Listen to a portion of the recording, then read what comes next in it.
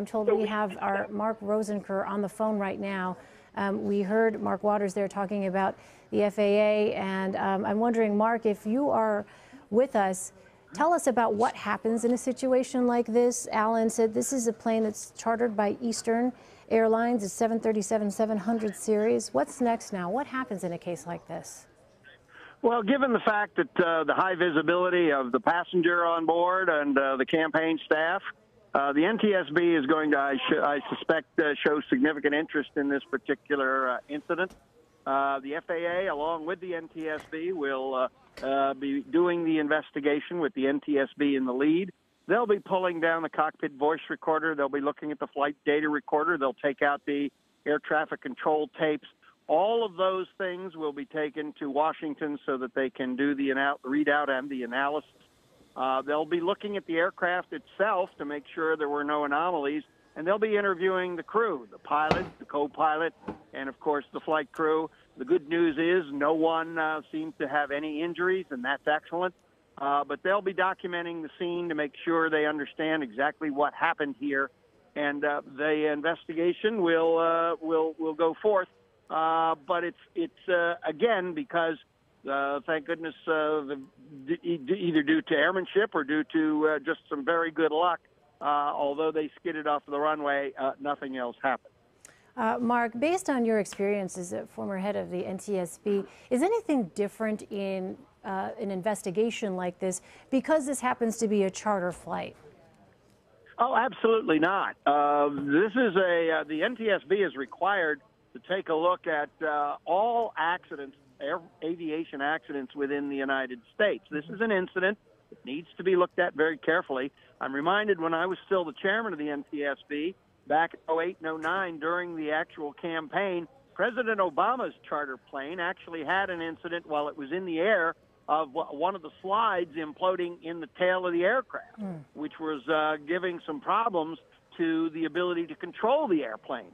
The pilots were able to land and everything was fine. But there were some moments where there was some concern, and of course we wanted to take a look at why that happened on board that aircraft.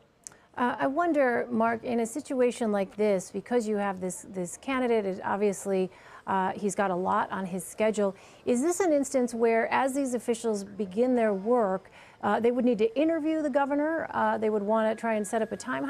Is that a possibility? Is that something that they would be interested in doing? No, I think, that, again, the governor's a passenger on board the aircraft. Right. This was an incident. They're more interested in taking interest in the pilot, the co-pilot. They'll be looking at the records. They'll be looking at the maintenance records.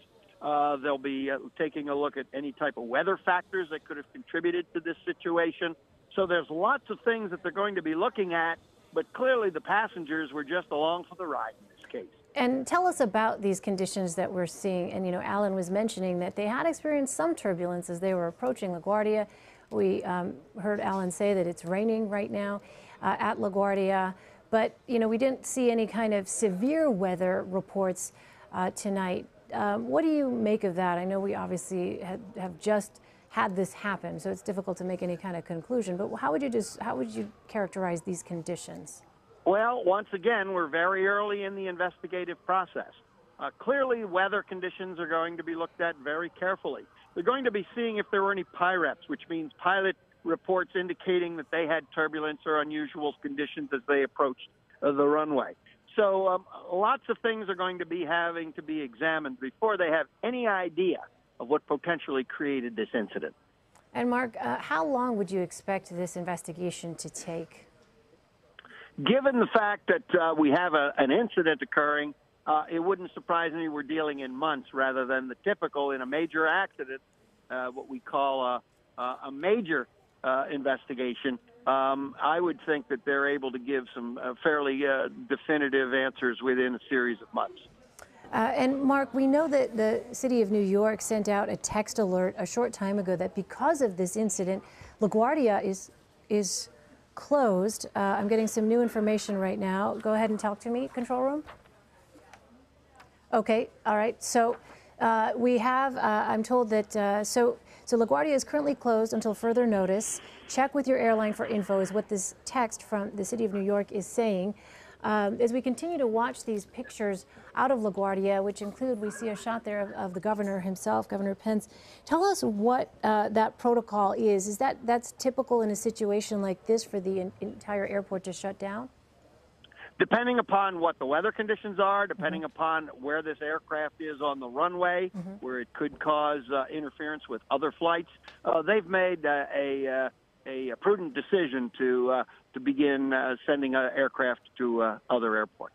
And so, as we continue to await more information, what kind of effect could this closure then have? What kind of ripple effect could that have at this time of day? It's going to absolutely. When you close a major airport like LaGuardia, you're going to have a ripple effect, both in takeoffs and departures. So they'll have to be working with the various airlines to make these kinds of decisions to get the system back up as soon as they're able to safely remove that aircraft from the runway, and then, of course, move on to where they're able to bring the aircraft in and out of LaGuardia in a safe and efficient manner.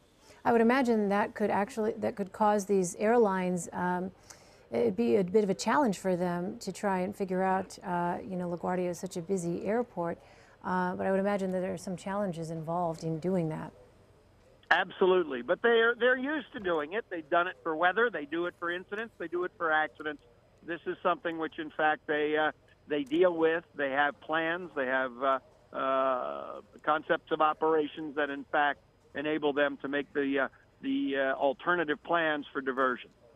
Mark, one thing that Alan had said to us is that on that plane, it was not uncommon to have very hard landings. In fact, I don't know if you heard him say before, as they were landing earlier today in Fort Dodge, Iowa, they had such a hard landing. He said that there was actually laughter. They laughed it off. But it was a very, very hard landing. Is that something that what could that be a function of? I suppose anything, but this plane, the 737-700 series, is there anything about that plane that would make that kind of experience common?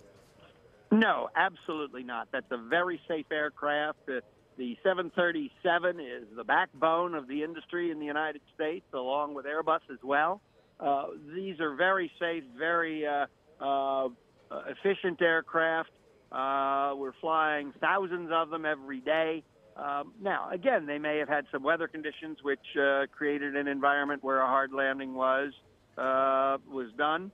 But again, the NTSB, they've got a copy. They'll have a copy of the flight data recorder, which takes 25 hours of the history of the airplane. They, depending upon the cockpit voice recorder, it could be 2 hours, it could be a little longer. So we don't know how long that flight was from Iowa to New York, so we won't know what happened there. But they'll be interviewing the crew.